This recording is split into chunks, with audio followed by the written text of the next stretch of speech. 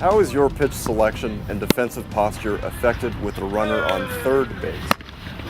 Well, with runners on base in general, you always have to be in a more athletic stance. You always have to be on your toes, ready for the steal, ready for anything.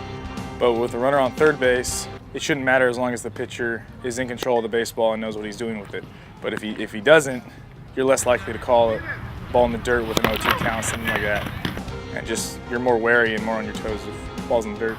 Coach Steve Clark says you're improving your footwork when it comes to throwing runners out. What are the difficult parts of the transition from catching to throwing the ball? Just because my feet were fast at the beginning, but my exchange between my hands and the ball itself was slower. And so that in turn slowed down everything else and gave me less pop on the ball to second base. And just getting everything in tune, just from footwork to throw to exchange, it's key in the pop times. Since you're calling pitches from behind the plate, how do you prepare for a ball game and the pitches you'll be calling? You always go into a ball game predetermining how you're going to throw each batter, but it never works out the way you plan. And so you always have to make in-game situation changes on how to throw somebody, what they did in their last at-bat, how they did last week against you. Everything goes into currents in how you pitch them. Tell me about your first start behind the plate, catching a fastball pitcher like Kyle Barrett. It was tough, a lot of nerves.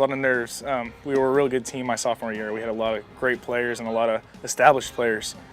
And to get the first start behind the plate for Beyer, the defending champion, was big. And to catch Barrett, even more so the star of the team, it was awesome, but it was tough. What are your plans for next season? We hear about Fresno Pacific. Yeah, I'm in the process of verbaling to Fresno Pacific, getting a deal worked out with them. I want to go there and I want to play ball. They're an up-and-coming program with a real good track record so far. My alumni teammate Kyle Barrett and Dwight Nixon are both attending there, so it's definitely nice to go in there with some people that I know.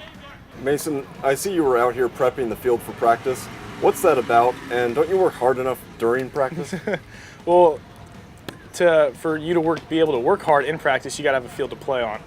And you don't want bad balls coming up and getting you in the face, hurting any of your guys, and taking somebody out for a week or two. That's the last thing you need when you're in the middle of a championship hunt.